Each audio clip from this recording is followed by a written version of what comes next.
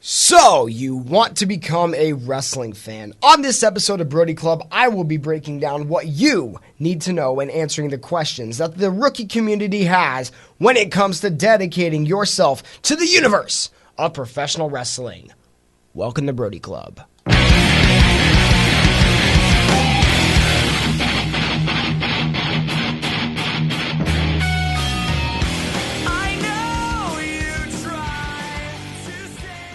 As I've said before, welcome to Brody Club, where today I will be introducing to you such a lavish world full of sweaty men in a soap opera to you new fans and curious minds as to what you need to learn if you are going to be a professional wrestling fan. We have a lot of questions, so let's have a Tilly.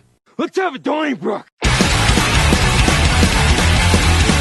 So before we dive in here, just a quick disclaimer. Most of these are going to be unbiased and educational questions, but I will have some that include my opinion. Whether you like it or not, deal with it. It's my podcast, end of story. So the first question we have will be, how can you win a professional wrestling match? So most of them are won by a 3-count pinfall or possibly a submission, which is making your opponent tap out, or a 10-second count out on the outside of the ring. Other rules and stipulations can go with other matches, but if I've said any more at this point, I confuse you. And while we're talking about other matches and stipulations, what other kind of matches are there in pro wrestling?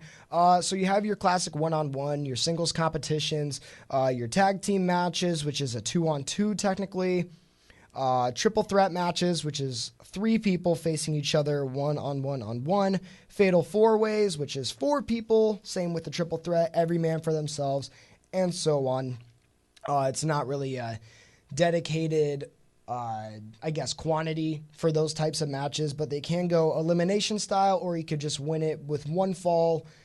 There are other matches that include a large amount of people, like the Battle Royals, and the branches, and I mean absolute branches. We're talking the giving tree here of no disqualification matches, which means you can use foreign objects, you can do no holds barred style, no rules basically would be no disqualification in different ways, shapes, and forms, and other special stipulation matches, literally dozens, and I mean like by the carton of different matches.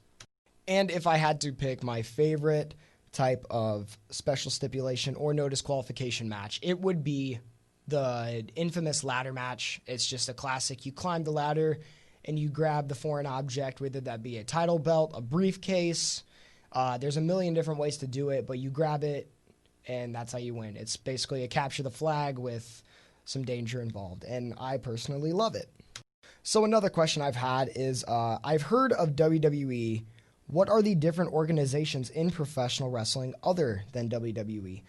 So the new one that's the main competitor right now is AEW, or All Elite Wrestling.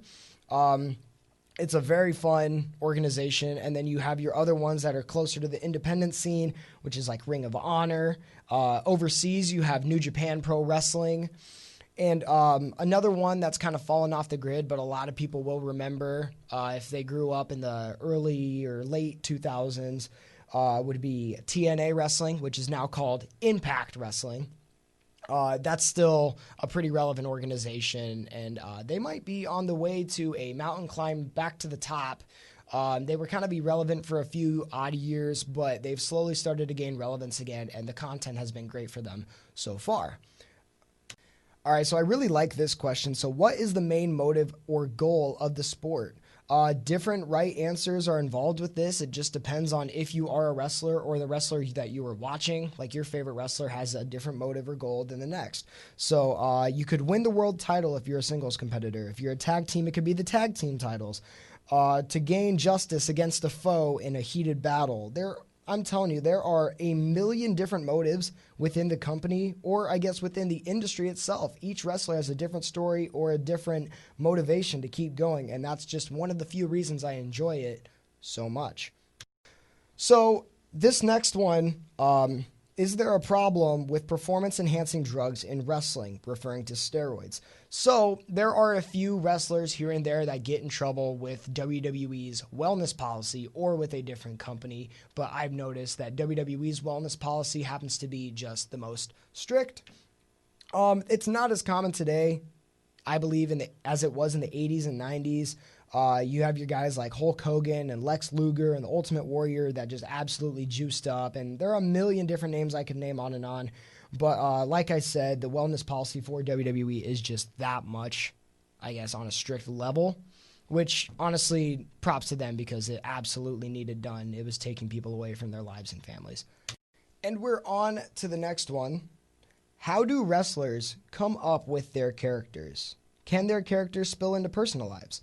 So, starting out, wrestlers can come up with their characters by throwing ideas at the wall and seeing what sticks. If the crowd likes it, they could keep it. But if they're under a bigger company who thinks the audience will grow stale of an idea, they potentially do throw the idea away and introduce them to almost a new character or, I guess, quote-unquote profile. There are a lot of senses where that's happened. For example, The Rock. Before he was The Rock, he was actually Rocky Maivia. He was a family man, grandson of High Chief Peter Maivia, who was a wrestler in a time before. I believe that was the first generation in The Rock's third generation tenure, his father being Rocky Johnson, which is one of the most notable African-American wrestlers of his time. So, like I said, they just saw that Rocky Maivia was stale. They turned him into a big, beefy The Rock, and I guess the rest is history. One of the most decorated and notable WWE superstars, or I guess professional wrestlers of all time. And I apologize here for the late mention, but if you hear some sort of clicking throughout this podcast or me running away from the microphone kind of like this, it's because I'm looking at my computer here for notes. So I can answer you guys' questions a little better, because if I didn't have these notes, I would be saying a lot more than I am right now. Yes, I'm aware of it. It's almost a nervous tick, and I apologize if it gets annoying. If you guys want to count them throughout this, please feel free. I think that'd be funnier than hell, and it would help me in the long run. So, so the next question we have is, who writes the storylines for the wrestling matches? So in this case, normally it is the creative booking group within the owned company that decides the stories and or outcomes.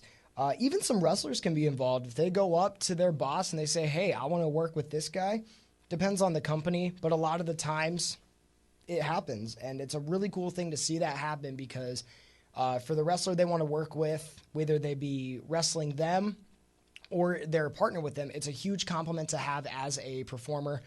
And it's something that I think is really cool on the other side of things. Like, if your talent can be noticed by your coworkers, I've always thought that was kind of cool. But that's even the case with some wrestlers right now that can be involved. Part-timer Marty Scurll was once a full-time wrestler for Ring of Honor. Now he works for the creative booking side of things, and I think that's really cool because he knows who's good and who isn't, and what better source to have than the primary. Boss Man has a lot more control in some companies rather than others. I say that with 3 dots at the end. But fans can also have a lot more influence than they think. If fans like it, the company will keep it, and if they hate it, they'll drop it and try something new. Some companies depend on fan interaction more than others. Obviously, it depends on the wrestler or the company, again with 3 dots. But yeah, I just think that's really cool that fans can have such a meaningful interaction with some of these guys when they're doing storylines or trying new stuff out potentially. All right, so here comes my favorite question to piss and moan about. Is wrestling fake? Do they know who's going to win before the match begins? In my eyes, those are 2 different questions, but I'm going to answer them at the same time. I hate the term fake, first of all. The term fake is so bullcrap to me, because fake, no. Scripted, absolutely.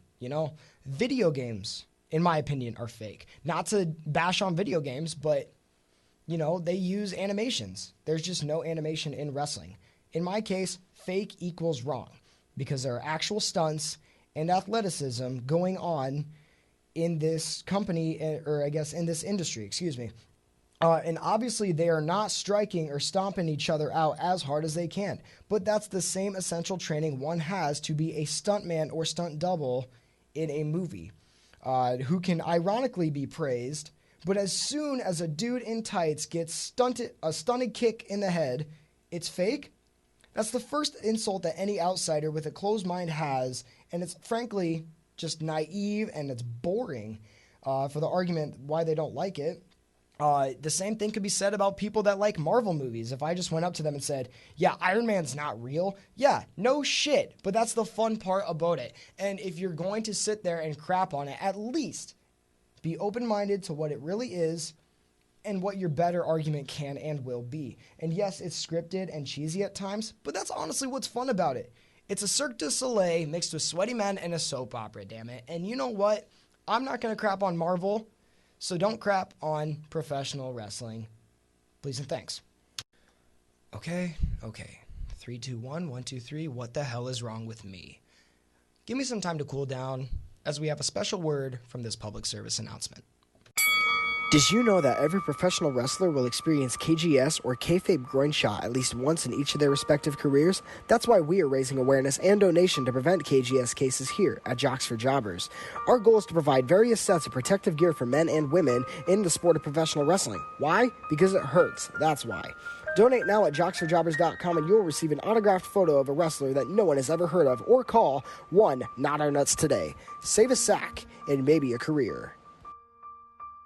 All right, and we are back from that lovely PSA from Jocks for Jobbers. If you want to donate to Jocks for Jobbers today, look up at your ceiling. You will see the number 1, not our nuts. You can call that today, and when they answer the phone, the first word you say is gullible.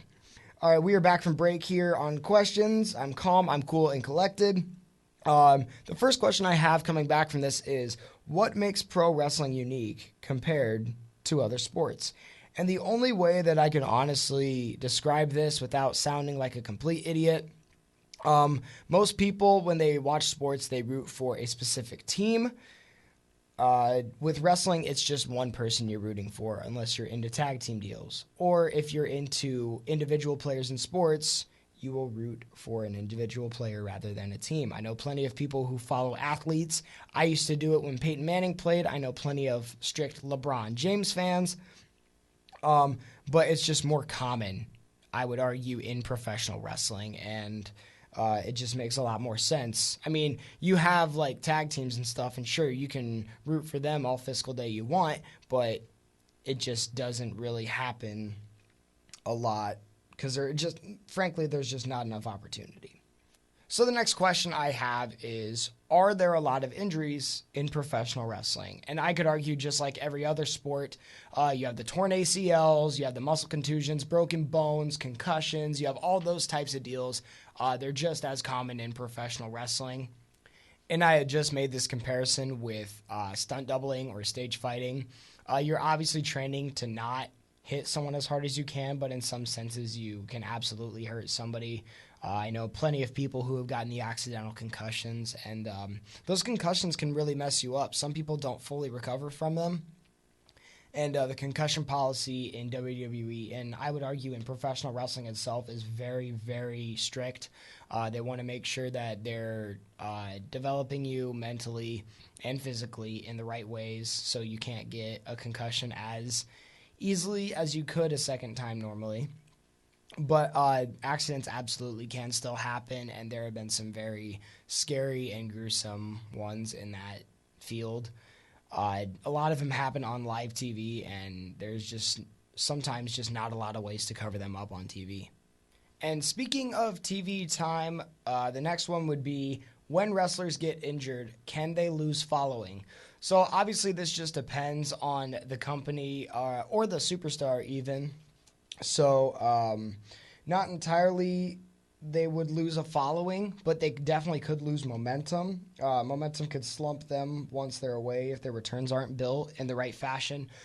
In some cases, a lot of returns are built very well, but for mid-carders or lower stars, they aren't entirely built, and I think that's kind of a flaw in some companies because they have a lot of talent on those mid-cards and they're just not bringing them up the right way after they come back from injury. But on the right side of things, you have the top stars in the Royal Rumble. So WWE has a 30-man battle royal, the Royal Rumble, where a lot of returns can happen. And honestly, this is the best way to build a return for a top star because you have your guys that have been away for 6+ months. No one's heard of them, and then you want that surprise effect at the Royal Rumble, which is honestly one of the best things that you could do to build up, like I've said.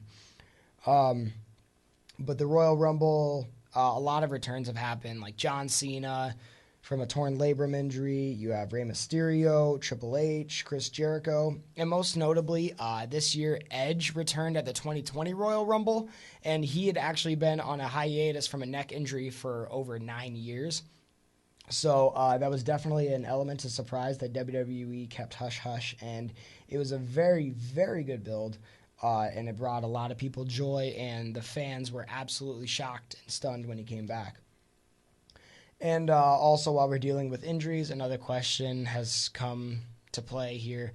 Has anyone died during a wrestling match? And as a wrestling fan and other wrestling fans alike could know the unfortunate story of the Owen Hart incident. So Owen Hart was an incredibly talented wrestler for WWF, and I believe it was in the late 90s. I might be wrong on this when I say 1997.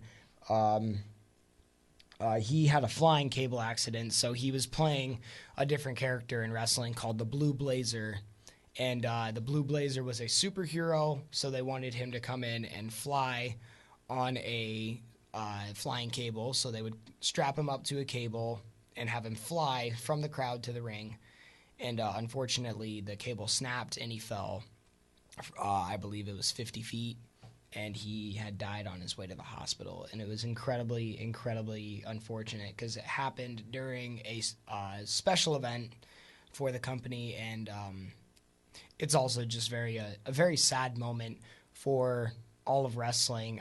Owen Hart was one of the most talented wrestlers, and he came from a very talented wrestling family known as the Hart family. But overall, it was just an incredibly heartbreaking moment for WWE. A very loved guy, both on and off I guess in and out of the ring, I should say. And I'm pretty sure that he was an influence on almost everybody around him, just from what I've heard from other wrestlers and interviews about him. He was just a really great guy.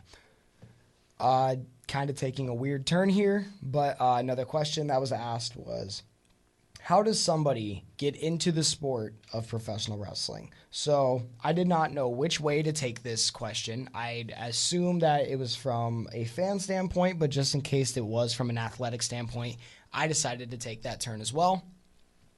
So from an athletic standpoint, from my knowledge, you go to a wrestling school, or I guess you get big, go to a wrestling school, graduate, work on the independent circuit, and slowly start to climb your ladder to the bigger companies and the better stages.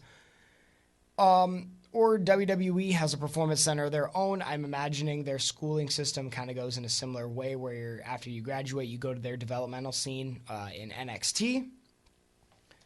And then even from a fan standpoint, this is how I started personally. So I just started by DVRing or pre-recording Monday Night Raw and Friday Night SmackDown as a kid. I would watch them the morning after they happened while I was getting ready for school. And I followed the shows and the stories and the wrestlers I liked. And now here I am. Nowadays, it's much easier to do so for you new fans with all the free trials for streaming services, or even YouTube has some pretty accessible content. And in its own right, it's very, very good to watch too. A lot of good stuff nowadays for wrestling is on YouTube to kind of catch in or introduce yourself to that style, whether it be just reviews from the night before, top 10 finishes, even just highlight clips from the night before that some shows can put out.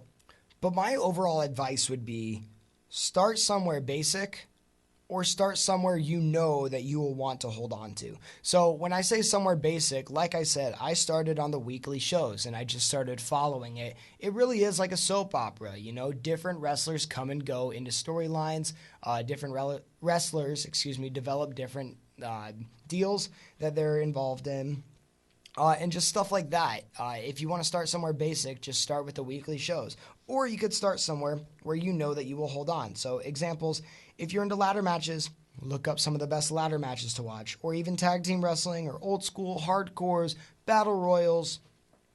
There's all those types of senses, and if you know that you're going to hold on to it, it's all about preference, and I'm sure that you will find yourself very, very pleased with the results. Shifting gears here, we are going to be talking about everyone's favorite thing in the world, money. And as far as money goes, it's going to be about how much money does the professional wrestling industry bring in annually. Personally, I could not find those exact numbers, but I do have the net worths of each major company on hand. So WWE's net worth as of 2020, all of these are very recent. I think these are from the past month. As of 2020, WWE's net worth is going to be $5.7 billion.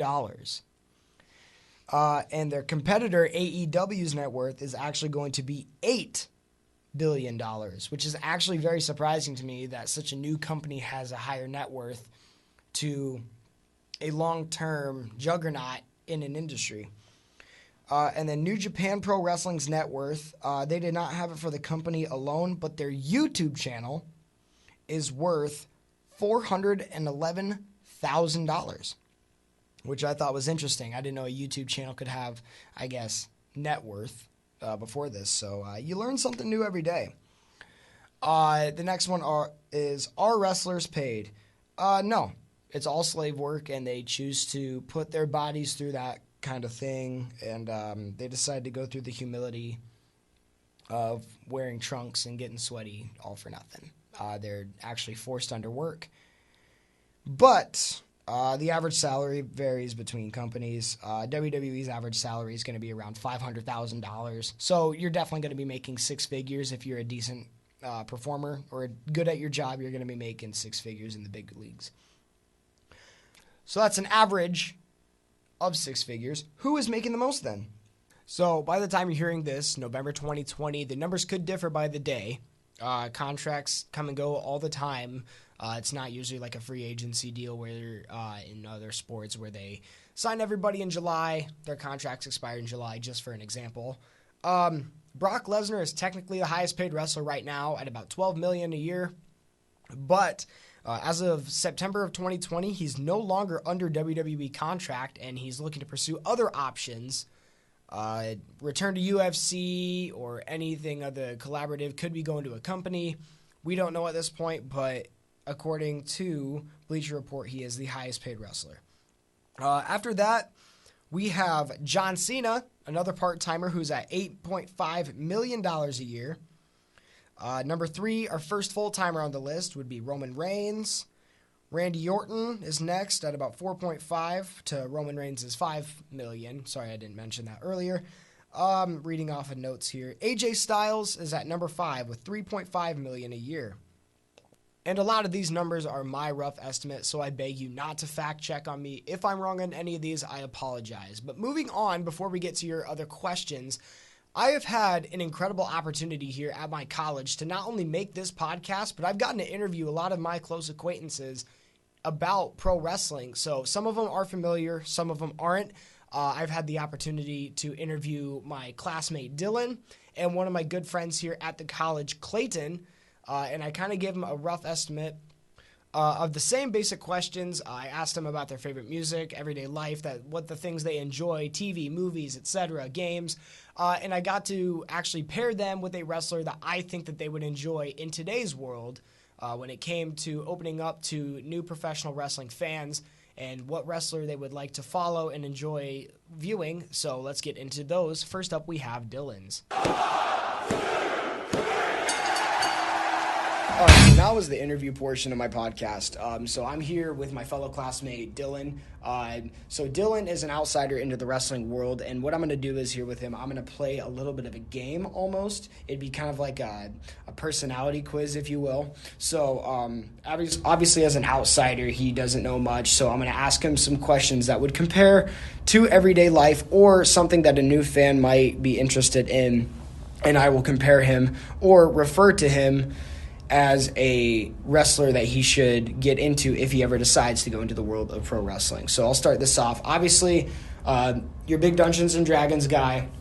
There's a few characters that kind of go if and and on it. Who's your character in Dungeons & Dragons? Like your go-to guy in a game? My go-to guy, It depends on what I'm feeling. If I'm feeling dark and mysterious, I definitely go with sort of an elf character that delves into rogue. So I'm just slinking in the shadows, just sniping people, and they don't even know where I am. But if I'm feeling more bold and brash, I definitely go more of a paladin route. It's a holy warrior in the name of God, just Right. channeling divine power. So like a one-man show type of deal. Yep. He is almighty and everything.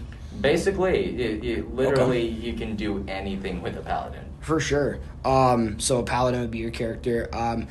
Overall, what is your favorite music taste? I guess is one I'd probably ask. Definitely delving into hard rock and heavy metal. For sure.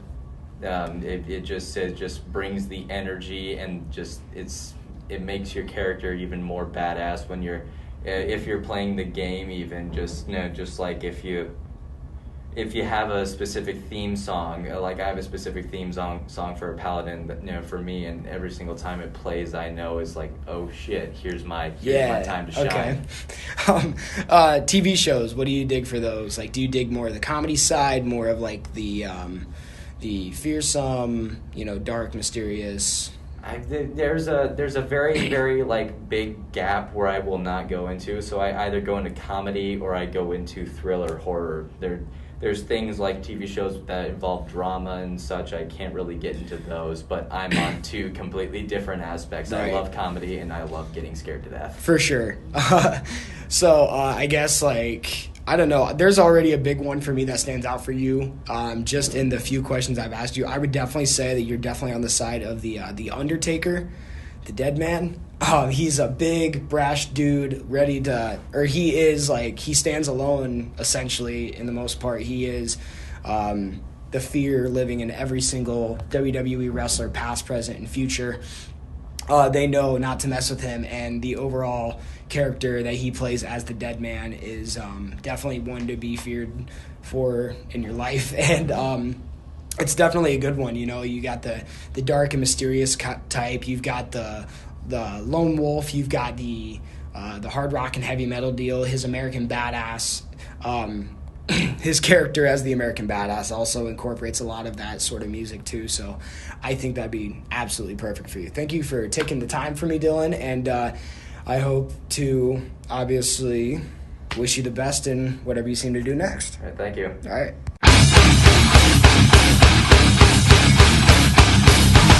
So the second portion that I have planned for this interview podcast is here with my good buddy Clayton. Just like Dylan from the past interview, Clayton he's not very experienced in the wrestling world, so I think this would be a good time to introduce him. Just like I did with Dylan, I'm going to ask him some questions and introduce him to a new wrestler that he should get into, or I guess follow if he were to ever watch professional wrestling. So similar questions to what I gave Dylan, a little more to his liking. Just to make it easier on him. You can't really ask someone who doesn't know Dungeons & Dragons very well what their overall thing would be. So I'll start off. Clayton, you are a big music guy. What would you say is your favorite genre or artist, or maybe even album of music, to be more specific? Well, I really love what 90s rock had to offer, and I have to say my all-time favorite band would probably be Pearl Jam. Absolutely. So the next thing I would say, you say 90s rock was your favorite kind of genre for music. What about movies and TV? Like, what do you dig into? Do you have any specific favorite pieces of cinema or shows you binge watch? Well, I'll always like what's mainstream. The last movie that I saw in theaters was Joker, and that's obviously right. That's been a while now with not a whole lot of new stuff hitting theaters. You can't really go wrong with. I think when it comes to movies, you can't really go wrong with what's mainstream. So like I kind of just said, Joker, and I also caught Parasite when it hit Hulu. I thought that was really good. But I have to say, one of my all-time favorite directors has to be Quentin Tarantino. Oh yeah. Just the way that he structures his movies and how he's put his own twist and really left his own benchmark on cinema, I find very intriguing. Okay, so. If you were a wrestler, like say that you were pushed to the big top, you have a championship match, what would be your nickname? Like, what would you want to be introduced as? This could be kind of a weird thing. Like, it took me a while to figure out what I wanted mine to be. But overall, mine was the Golden Osito. It's just something I've kind of dug into. Osito, I thought of Cub in Spanish, and then Golden, who doesn't want to be certified gold, Right. I gotta say, I feel like this is probably a situation where you can't really go wrong with your name. Oh, yeah. It just, I know that obviously the greats like John Cena, Dwayne Johnson. I mean, just your classic bare bones. Absolutely. Strip to the core name. If it ain't broke, don't fix it, right? Nothing flashy. Nothing flashy. You wouldn't want like a nickname though, like The Rock would be the Brahma Bull or the most electrifying man in sports entertainment. Well, I feel like those nicknames are earned as you work your way up. Okay, respect. Just stuff like that. And, absolutely. And that's the premise of a nickname in general is that it's either given or it's earned. Okay. Or I guess it could be self-made. Yeah. To take it from me, That's a really interesting way to put it. I guess as a fan, I never thought, hey, your name should be earned. Yeah. As dumb as that sounds, I never thought of it like that. So, do you play video games? Sometimes. Okay. I have a Nintendo Switch Lite, and Mario Kart and Smash Bros. Is about as much as I do. Okay. And what would you say your favorite video game would be? Probably the Mario Kart or Smash? Yeah, one of the two. Yeah, I was also a big fan of the Lego games when they were on like a Nintendo DS and stuff, like Lego Batman. Lego Indiana Jones was always one of my favorites that I played on my PS2. Okay. And then last one here, The Simpsons or South Park? It's kind of a tough one. Well, you have greatness that doesn't really push the envelope, but you have greatness that does push the envelope. Okay. One's been there for 30 seasons, one's been there for 30 seasons. 25, better part. 25, 26 seasons. It's all about personal preference, honestly. And once my podcast, hits, like we're obviously pre-recording this before the podcast is out. Right. Once this podcast hits, you'll kind of get what I'm leaning towards. Yeah. But until then, it's just a regular general question. I don't know. That Simpsons Family Guy crossover is pretty hard to... Okay, yeah.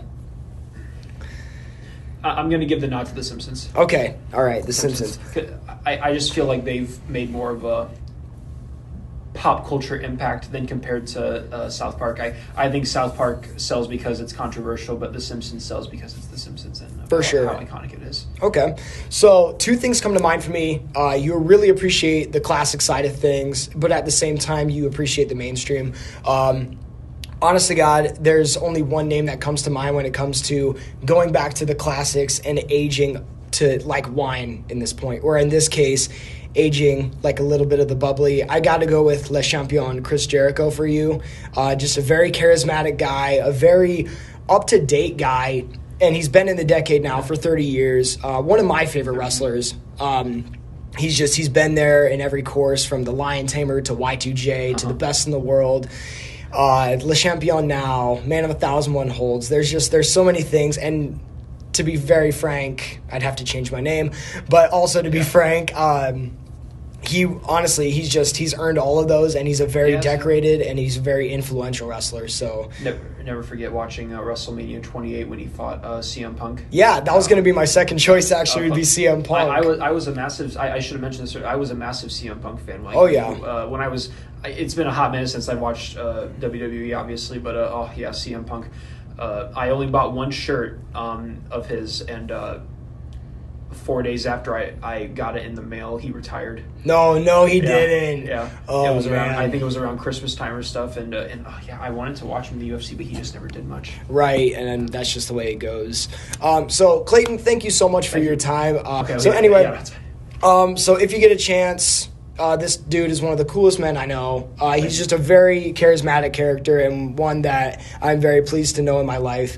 If you get a chance, see him in the hallways at MCC, say hi. He is a really decent dude. Thank you for the time today. This is definitely going to be a great addition to my podcast, so I appreciate all the time. Yeah, no problem, Brody. All right. Whoa, that was cool. Now, if I had to pick a favorite thing to do as far as building up this podcast goes, I would absolutely say the interviews are in the number one spot. Those are two of the coolest guys that I know, and I'm so appreciative of them taking the time out of their day and the effort, nonetheless, to talk to me about the thing that I never shut up about. So shout out to Clayton and to Dylan for both of those interviews. They were incredible, and I'm very appreciative of both of them. Now we're going to be moving in to the actual characters standpoint of wrestling. Are there still good guys and bad guys in wrestling?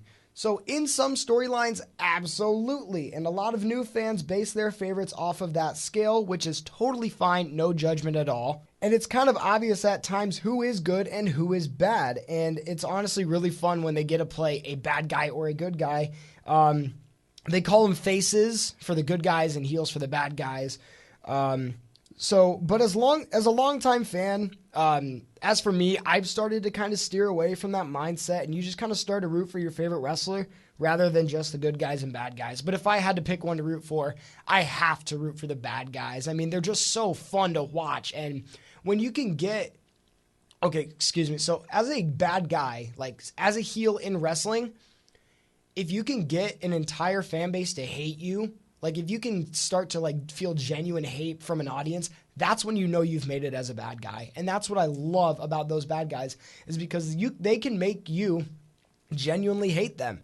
And it sounds awful, but it's one of the funnest things in wrestling for me. But anyway, along with this, I like to compare it to the superhero universe. A lot of fans start to root for all of the Avengers at once. But over time, you can really start to narrow it down to your favorite superhero or supervillain. And another side note in this, like I said, the good guys are known as faces or baby faces, and the bad guys are known as heels. And you can classify a character's work off of being the best good guy or being the best bad guy. But who are the best overall wrestlers in the game right now? So PWI, or Pro Wrestling Illustrated, every year they put out a top 500 of the year for professional wrestlers. So their top 5 this year, 2020, number 1 is Jon Moxley of AEW. Number 2 is Adam Cole from the NXT branch in WWE. Number 3 is Chris Jericho from AEW as well. Number 4 is Drew McIntyre from WWE. And number 5 is Tetsuya Naito of New Japan Pro Wrestling.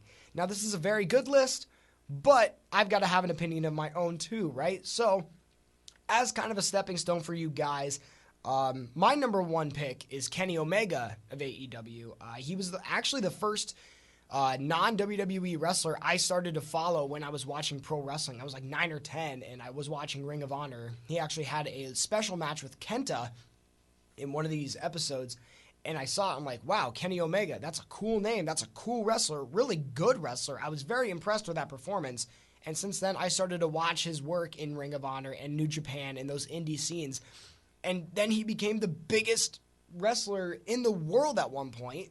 And it was just really cool to follow him throughout that. But I'll get more into, I guess, my favorites later on in this podcast. But my top 5 are Kenny Omega, Chris Jericho, Adam Cole, Will Ospreay, and Orange Cassidy. I'll talk a little bit more about them, like I said. So this is another one of my favorite questions from one of my good buddies. He actually asked me to define what a jobber is and give some examples. So a jobber is in the realm of a wrestler. A jobber is the guy that's thrown into what is called a squash match. So a squash match is usually used to build momentum for another wrestler that they want to push to the top in the company. So for example, a guy that no one's ever heard of before, or a guy who is not being used but is still on the main roster, they'll usually throw him into the lion's den against a star that they're trying to push to the top, or a guy, I guess they're trying to make him into a big star, and they want to push him as much as possible, so they'll throw in a jobber. The jobber's job is to plainly lose, and lose badly. Some of the notable jobbers in the business, if I had to give some, would be like the Brooklyn Brawler in the 90s, Dwayne Gill, or also known as Gilbert. James Ellsworth is probably the most recent one I can give, and also the unfortunate case of Zach Gowen. The list could go on, but why bore you with that? So I've talked a lot here about starting points. Where should you guys start? Where should everyone else go? What about what I like? You guys haven't heard too much from me. I know I talked about my favorite wrestlers earlier, but why don't I talk about what I personally dig and what I'm into to give you guys a little bit more of a starting step? Like say, hey, Brody likes this. Why not try it somewhere else? So that's what I'm going to do for you guys here right now. So my first one I have would be my favorite wrestling promotion. And honestly, right now, I love everything that AEW is doing aside from their women's division. Don't want to get into that too much, but it's not built as well as it could be. But as far as the rest of their roster goes, AEW is absolutely seamless. And in a time where I was growing kind of sour of WWE, AEW provided everything that I could have possibly wanted as a wrestling fan. And as a promotion, you should be able to provide that. So props to them for that because I absolutely love AEW's deal. Second to that would probably be NXT, the sub-branch of WWE. NXT, it's kind of like an independent promotion almost. You get the dark, independent, edgy feel with it, but you still get the mainstream side and marketing of things, which is really nice. But I would say in NXT, compared to the rest of WWE, the talent is a lot more, I guess, for lack of a better word, actually not better. It's much better. And WWE is notorious for bringing NXT wrestlers to the main roster and completely screwing them over. And it upsets me, but you look at some of those guys that aren't doing much on the WWE roster, and you look and see what they did in NXT, it's incredible, and I'll still go back and watch those matches. But AEW and NXT have the most to offer, and I really appreciate what they're both trying to do as far as the Wednesday Night War goes. Favorite current male wrestler? I already said Kenny Omega, and I gave you my top 5 in that. Favorite current female wrestler? So WWE has a very, very good women's roster right now. So I would probably say somewhere in the range of Bayley or Sasha Banks are 2 very good female wrestlers in WWE. And I know it's not built as well, but I really like the NWA incorporation with AEW right now. Thunder Rosa is also a very good female wrestler. Favorite male wrestler, I guess, legend. You can't go wrong with The Rock. You can't go wrong with Ric Flair, 2 of the best promo cutters in the game ever. They're just 2 incredible performers in the ring as well. Favorite female wrestler of all time. Lita and Trish Stratus were 2 very, very good female wrestlers, and they kind of put it on the grid as far as a talent frame. They weren't just about the looks, and WWE slowly started to plateau that in the early 2000s, but they've slowly, or I guess not slowly, they've dramatically gotten that women's division up, like I've said. Favorite theme song? Oh man, this one's a tough one. I'm reading off of notes here, so I'm just kind of thinking of these impromptu. Oh boy, favorite theme song? I would probably have to go with Kevin Owens' current one. That's for WWE, I guess. But you can't go wrong. I guess like everyone's favorite at this time is Judas, which is Chris Jericho's. And if you can get a fan base to sing your song word for word and not just have it be a catchy punchline, like Judas was a song created by Chris Jericho. His band Fozzy actually performed it, and it's one of the best theme songs probably ever. But if you can get somebody to sing your theme song, that's the best thing in the world. Actually, I'm going to pull up a clip here so you guys can listen to that.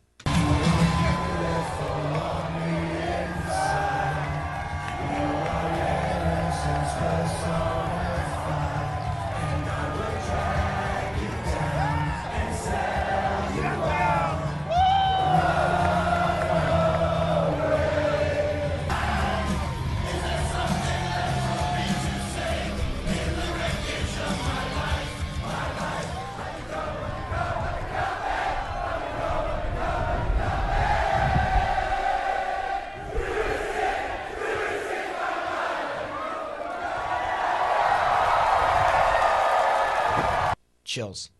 Literal chills. Every time I hear that, it's so fun, and it's such a good song nonetheless. It's like a decent song for a an actual wrestling theme song. Sorry, not sorry, John Cena. It's just not that good when it comes to musical content. But it's a great theme song for wrestling itself, if that makes sense. If not, screw you too. Next one would be my favorite gimmick. I really like AEW's persona of Darby Allin. So Darby Allin, he is like I don't really know how to explain him, I guess, without sounding stupid, but he's incredible. He's a really good wrestler, but his gimmick, he's a skateboarder. He's like okay, I got it. The best way you could describe Darby Allin is like a create-your-own character on Tony Hawk Pro Skater. He's got half a skeleton face. He's like the undead skateboarder punk, and it's like AEW's Misfit almost, and it's just really, really cool the way that they can build him into this really badass character, and they've done a really good job with it too, because if WWE were to try something like that, they would have flopped it, tremendously flopped it, but AEW has done a really good job of building him in this persona. And he is relatable to most skateboarding personas out in the mainstream. He, like most punks and rejects, he just had a vignette or a video package with Steve-O from Jackass. And if you can kind of relate to those kinds of people, that's sick. If you can get people to do that and actually enjoy your character, that is otherworldly incredible. So props to them at AEW for making the Darby Allin gimmick so enjoyable. But that is probably my favorite gimmick. Now, we talked about the best theme song, but how about the best entrance? You have to go with probably the NWO, the way that they strobed out the arena to black and white. And Triple H's was also very, very good in the Attitude Era, or I guess in the Ruthless Aggression Era too. Undertaker's WrestleMania ones, Triple H's WrestleMania ones are really good too. But probably NWO if we're going with the best of all time. Those other ones I said are definitely up there. But I mean, NWO is it's incredible. The best Undertaker WrestleMania match. Oh, okay. So for those that don't know about The Undertaker is one of the most notorious wrestlers probably ever. One of the creepiest, I talked about him being the Dead Man and the American Badass. But as far as the Undertaker WrestleMania goes, he used to be undefeated at WrestleMania. And he would have this streak for 21 years to be undefeated in a WrestleMania match. And it was absolutely ruined. I'm still upset about it by one Brock Lesnar. And they also had Roman Reigns beat him. I'm like, what the hell, WWE? Anyway, trying a little hard not to get mad. Pardon me. The most overrated wrestler, I don't know. I know I'm going to get hate for this, but honestly, John Cena. As a wrestling fan, you know that he was pushed to the moon for absolutely no reason. He's ruined a lot of really good acts that had potential to be some of the best. The Nexus, Bray Wyatt, and the list could go on from there, but those are the first two that come to my mind is that I was never a big John Cena guy as a fan. And I guess that kind of explains itself. I mean, like, who likes to see the same wrestler go for the same title time after time after time? It's just not fair, to be frank. Now, the most underrated, in our time, I would probably say that Lance Storm is in there. Canadian professional wrestler who wrestled towards the Attitude Era's end. Lance Storm is in there. I could say that also Rowdy Piper. Now, why I say Rowdy Piper? Because he never won a world championship. And honestly, he had all the willpower in the world to, just like Ricky the Dragon Steamboat did. Both of those guys are very underrated. And I think that they absolutely deserve to be in the world title picture or at least win a ship or two in the making. Whether you agree with me or not on that one as a wrestling fan, so be it. Have you ever been to a live event is the next question. And yes, I have. I've been to one. It was President's Day of 2010. I remember because they were doing the Star Spangled Banner in honor of President's Day, and I got put up on the big screen, and I actually got put on TV. My mom DVR'd it, and she showed me the next morning, and I got to brag to all my friends at school that, hey, I was on TV last night. Suck it! And they had DX on there too, so that's why I said suck it, and I got sent to the principal's office. But yeah, President's Day of 2010. Who has the best merchandise? Bullet Club, hands down. They are constantly getting new merch with new members, and honestly, I have a few Bullet Club shirts. I have a Marty Skrull one, I have a classic Bullet Club one, a Young Bucks one. I really want to get the Kenny the Cleaner one, actually. That one is sick. If you don't know what I'm talking about, go look up the Bullet Club merch on ProWrestlingTees.com. The Go to Sleep Club one for Kenta is also awesome. I really want that one too. But I would say the best merch right now, Bullet Club, hands down. And aside from Bullet Club, or I guess his Bullet Club merch, Kenny Omega also has some really good stuff too. And anything that AEW's throwing out there, absolutely mint. I love all their merch, and it's just really cool marketing the way they're doing it too. Do you own any? Obviously, but not enough. I have some NXT shirts from Io Shirai and Imperium. I have the Bullet Club merch. I have a Kenny Omega shirt, one of my favorite shirts ever. Being an Iowa kid, I have a Seth Rollins shirt, his Iowa's Own Edition one. Like I said, if you don't know what I'm talking about for any of this stuff, go look it up. Do yourself a favor and look it up, because they're sick. The best nickname. Ooh, the best nickname. I really like anything that CM Punk would call himself. Whether that be the Second City Saint, the voice of the voiceless, the best in the world. CM Punks are awesome. And Chris Jericho's too. The Lion Tamer, the Man of 1,001 Holds, Y2J, Le Champion. Anything in that realm was awesome. And those are two probably my favorite wrestlers. I guess CM Punk would be probably number 7 or 8 in my top 5. The only reason being he's not doing it anymore, and he kind of ruined his own career. But I won't get too much into that. The worst nickname. I think he can vouch for this too, but when Jon Moxley was in WWE, he was known as Dean Ambrose, and his nickname was the Lunatic Fringe. It was kind of weird, honestly, and it just didn't roll off the tongue quite enough. I didn't like it, and I'm more than certain that he didn't either. Moving on. Oh, wow. This one I really like. The best microphone skills right now. Kevin Owens and MJF have that by a mile upon everyone else. Cody Rhodes is also a very good promo cutter. Jon Moxley, very good. Eddie Kingston's incredible. The mic cutting ability in AEW is just otherworldly. But Kevin Owens stands out from those guys. He's in WWE. And honestly, they should be using him a lot more on the mic. Give him a real gimmick, WWE. Come on. He's not really doing anything right now. I know it's Survivor Series, but give him something after. All time, oh man, Ric Flair. He's just incredible. Honestly, Ric Flair is really, really good. Anytime that he got put on the mic, the woos obviously were more than iconic. The Rock is amazing too in the Attitude Era. Stone Cold even. Any of those guys I would honestly put on the Mount Rushmore of promo cutters. Ric Flair would probably be mine. Well, there we go. Let's just put my my promo cutting Mount Rushmore up right now. So I would put Ric Flair. I would put The Rock. I would put MJF. And I would probably put...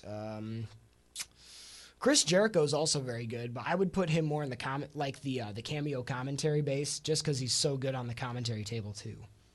Favorite factions. Wow, this one's going to be a good one too. So obviously you have the Bullet Club right now.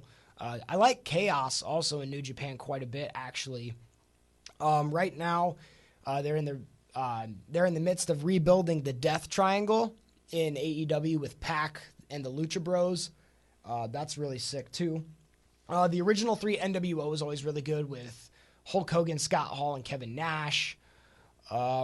Underrated faction, I guess, like the Nexus. And I only say the Nexus because John Cena buried them and they had the potential to be so good, so they just kind of got cut off in their own tracks. The one that got away is what I would call them. And the worst faction, I don't know, they tried rebuilding it into the core. I just thought that one sucked ass. It was everyone who was in the Nexus that was semi-decent with talent, mixed in with a very static Ezekiel Jackson, also known as the last ECW champion of all time. Oh God, I don't want to talk about it. Now, how about your ring gear? Who has the best ring gear of all time? Macho Man Randy Savage is absolutely legendary. You can't go wrong with Hulk Hogan's Hulkamania merchandise with the red and yellow. It's still being worn today. Roddy Piper's Hot Rod shirt. But ring gear, Seth Rollins likes to change it up a lot, and he has some really cool variations on his. Johnny Gargano in NXT does the same thing. Rey Mysterio. There's a lot of these. Finn Balor's. I really like his demon persona. I know he doesn't really do it anymore since he's known as the Prince now in NXT. But when he was there, Finn Balor's was really, really cool as the demon. And when he made those one-off appearances, and the face paint was just really freaking scary, and it was awesome. Let's see. Next question. Who do you think would be the nicest in real life? So, honestly, God, I know Kevin Owens is a really good bad guy, but usually the guys that are the best heels are usually the sweetest guys in real life. So I would say Kevin Owens. He's a really good bad guy, and I would love to get to know him in person. My favorite heel, Ric Flair. I mean, the dirtiest player in the game, am I right? And it was just so cool of him. And he's probably one of my favorite wrestlers of all time. Most hardcore of a wrestler. The most hardcore, it's got to be Mick Foley. There's just no questions about it. The shit that he's put through his body has just absolutely been nuts. If you haven't seen him, watch Mankind, or I guess Mick Foley, get thrown off of the Hell in a Cell at King of the Ring in 1998. One of the scariest moments in wrestling history. He got actually pulled out of that match. Mid-match, he got pulled out and stretchered over, real life stretchered. He ran off of the stretcher and went back and finished the match. Went through the cell one more time at a 25 feet, if not 30 foot drop. But yeah, that's just kind of all I have to say. Most hardcore would be Mick Foley. Moving on, what is my favorite finisher in wrestling? So the RKO is obviously very iconic. I love anything that has to do with a cutter, an RKO, a diamond cutter, a stone cold stunner even. I know stunners and cutters are technically different, but they're really not. Anyway, I would probably say that my favorite finisher ever, though, is a very underrated and underused one. It's called the Berserker Suplex. If you don't know what I'm talking about, look it up on YouTube. And another great one, obviously, Kenny Omega's One-Winged Angel. Nobody's kicked out of it, and it's just a badass move. Look those up on YouTube. If you don't know what I'm talking about in any of these senses and you are interested, look them up on YouTube. I mean, you guys are listening to this on YouTube. Just open up a new tab while you're listening to this and go look at it, damn it. And since we just got done talking about finishers, how about submission moves? Ones that make you tap out. I really like the crippler crossface. The figure four is incredible. The ankle lock. I don't know. I also like the octopus lock a lot. The Oscar lock, the guillotine, any of those where you can sit an opponent in midair and just have them stand and make them tap out. I think those are the sickest moves ever.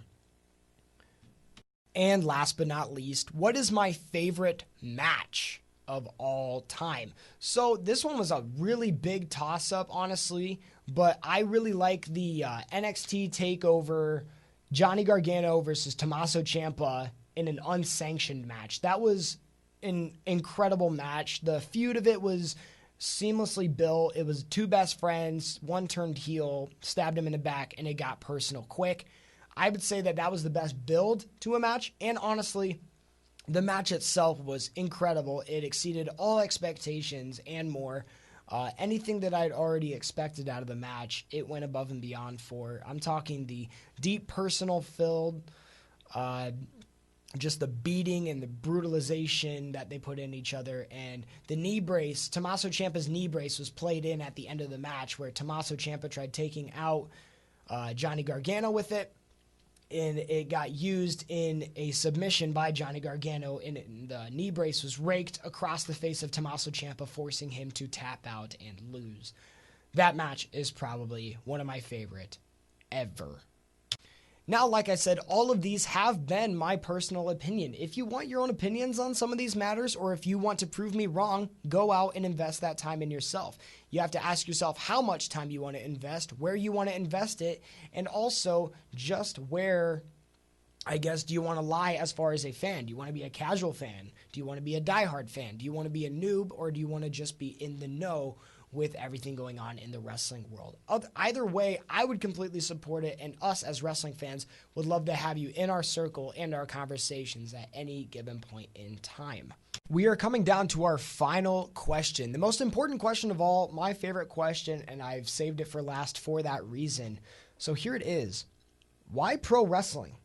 Why invest your time into professional wrestling if it is something new? Why take the time to become a fan? This is a question that even I had to think about just a little bit. And here's my sales pitch to you guys as far as my persuasion tactic.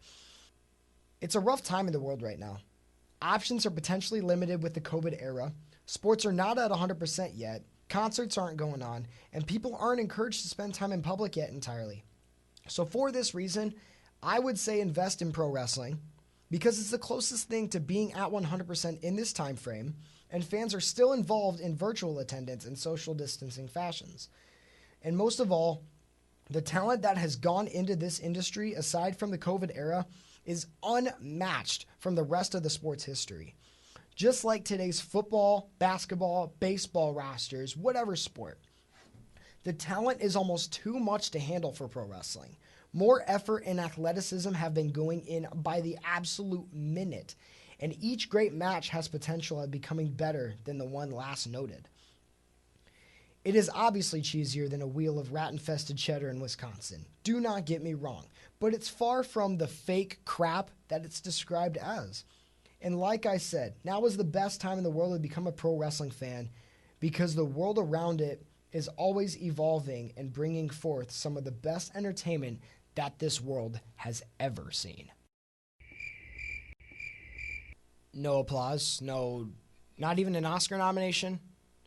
Oh, shit. I forgot that this was just a podcast. My bad. Anyway, that's probably the answer to my question in its entirety. Thank you guys so much for letting me take an hour of your time here today. I had just as much fun making it as you did listening. And I leave you with my best wrestling impression of the Nature Boy Ric Flair. You might as well become a fan because